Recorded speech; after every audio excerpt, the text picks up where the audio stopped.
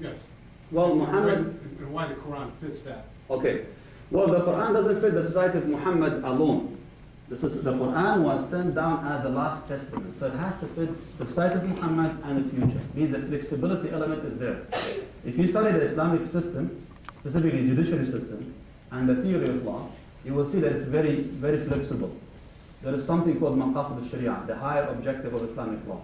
And you have qawaid al-fiqhiyya, maxims governing Islamic law. All these things right now, put them together, creates a specific, unique system. That whenever you're faced with something new, the jurists, Muslim scholars, have to figure out an answer to this new problem.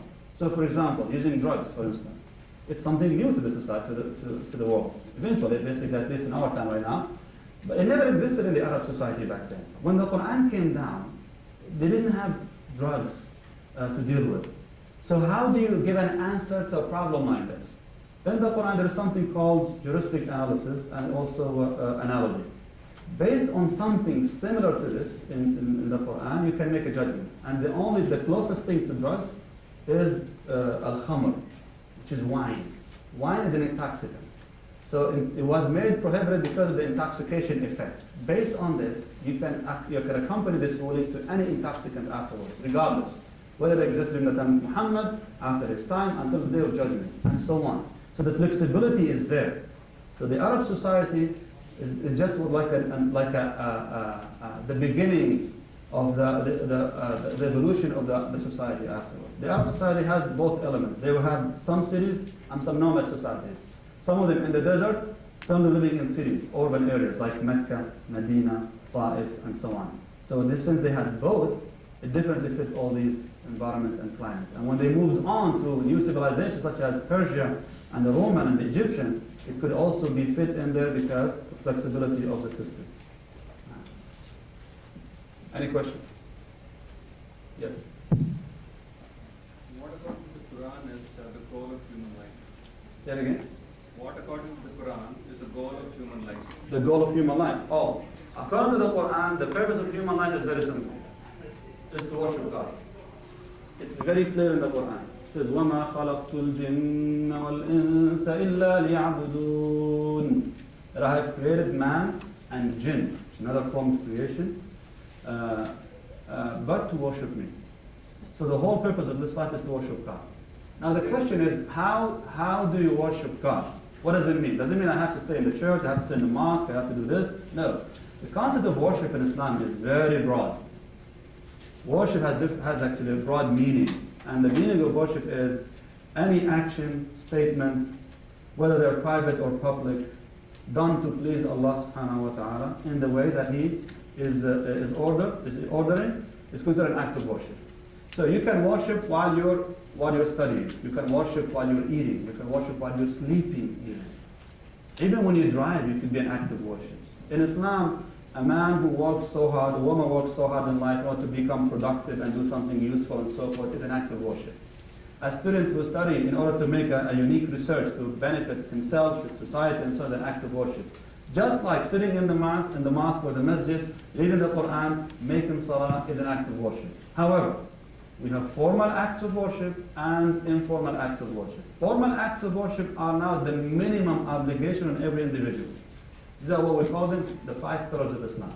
That you need to pray 5 times a day, fast the month of Ramadan every year, perform Hajj, just like it's coming actually in a few days, once in your lifetime, pay 2.5 of your income if you're wealthy enough to do so, and then pronounce or utter the words La ilaha illallah Muhammad Rasulullah, bear witness there is no God but Allah and Muhammad is His messenger. You do that, this is the minimum requirement.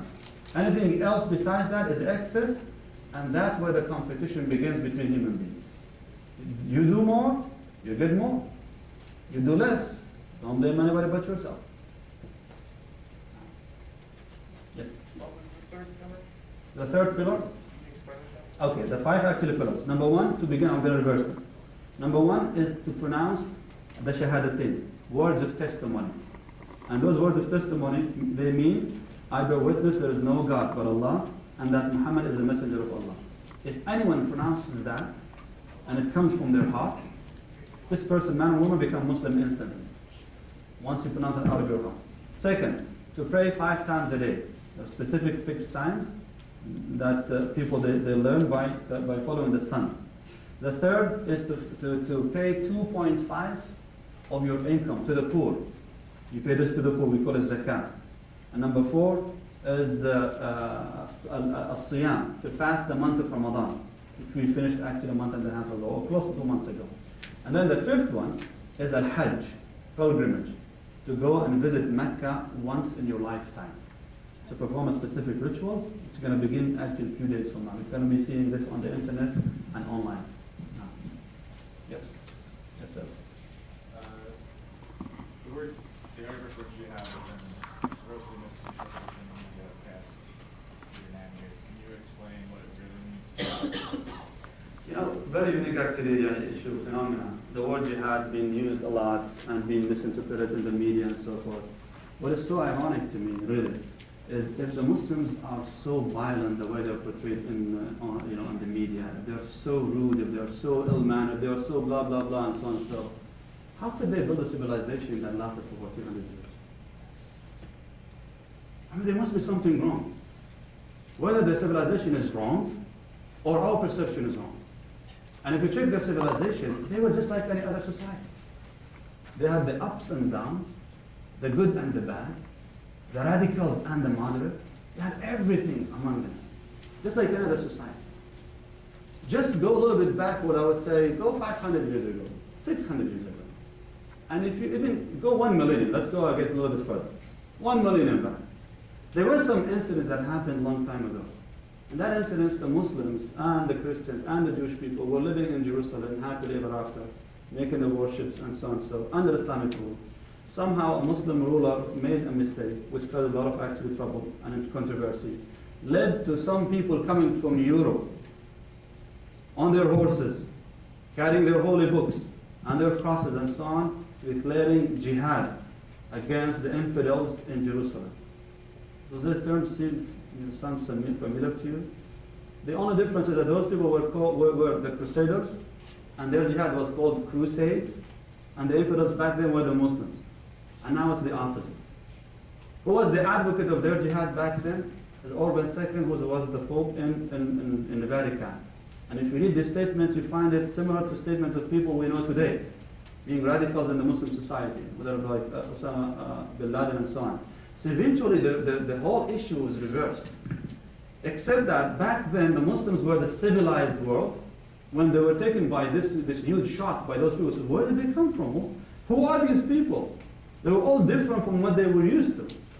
They couldn't believe that. So Muslims, they start arguing, what should we do with these people? Should we tolerate them? Should we fight back? Should we just, see what's going on? Did we do anything wrong to them? The same argument we had in our country, in the country here, regarding what's happening, why this happened. So the whole idea right now, again, even the image of the Crusaders in the Arabic literature, if you read it today, it's still reflecting the sentiments of the past. There were blah, blah, blah, all these kind of, radical sentiments that we have against them. And that's exactly what happened to the word jihad today.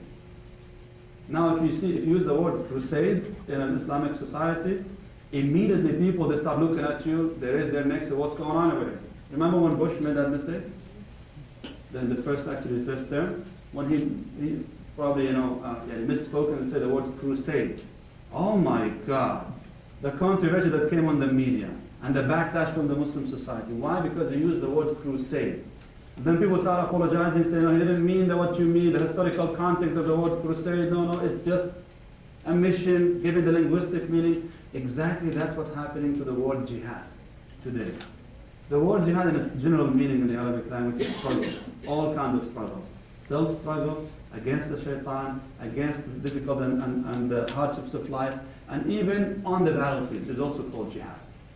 However, people now, they're summarizing the entire meaning of the word jihad into one meaning. It's like tunnel kind of mentality. One meaning, which is the war and on the battlefield. So whenever they say jihad,